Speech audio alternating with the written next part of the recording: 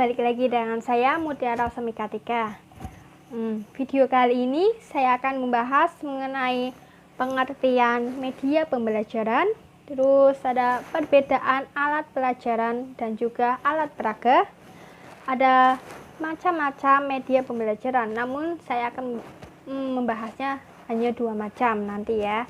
Terus antara terakhir juga ada pengertian sumber belajar.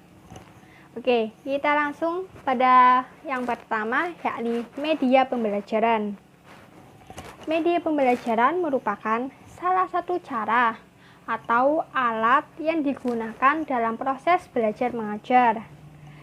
Media ini untuk merangsang pola pembelajaran agar dapat menunjang keberhasilan dari proses belajar mengajar, sehingga kegiatan tersebut dapat efektif untuk mencapai tujuan yang diinginkan.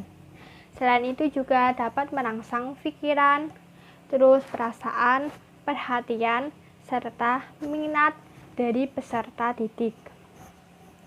Contohnya media pembelajaran itu ya kayak alat yang sederhana dari proyektor, dapat memperlihatkan gambar yang dapat menambah konteks luar biasa pada pemahaman peserta didik di kelas. Oke, selanjutnya ada perbedaan alat pelajaran dan juga alat peraga.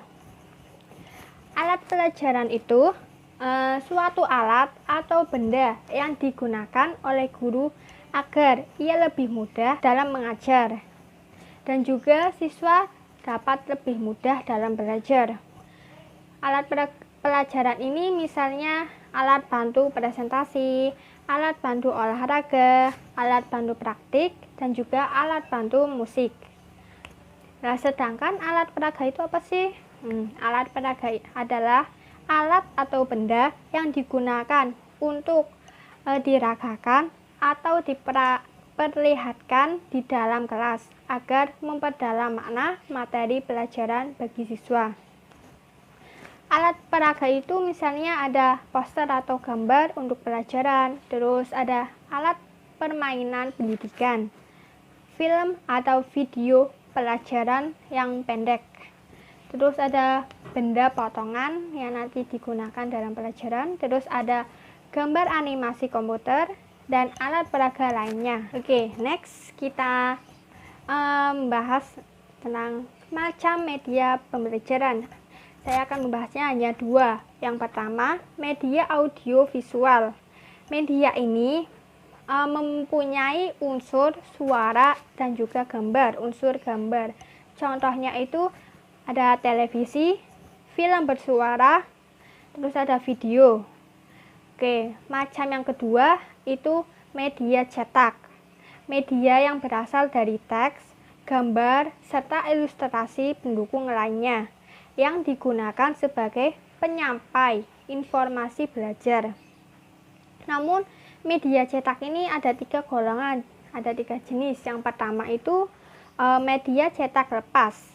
Misalnya itu ada buku, modul, gambar, majalah, leaflet, handout, dan foto-foto. Terus yang kedua ada media cetak dipajang, misalnya poster, peta, papan, planel, dan mading. Yang ketiga itu media cetak diproyeksikan seperti OHP atau slide proyektor. Yang terakhir itu pengertian sumber belajar. Apa sih itu? Oke, sumber belajar itu sering diartikan sebagai buku-buku atau bahan-bahan tercetak lainnya seperti majalah, buletin, dan sebagainya. Sumber belajar juga dapat diartikan sebagai semua sarana pengajaran yang dapat menyajikan pesan yang dapat didengar, yakni secara auditif maupun yang dapat dilihat atau secara visual. Oke, cukup videonya. Semoga bermanfaat. Terima kasih.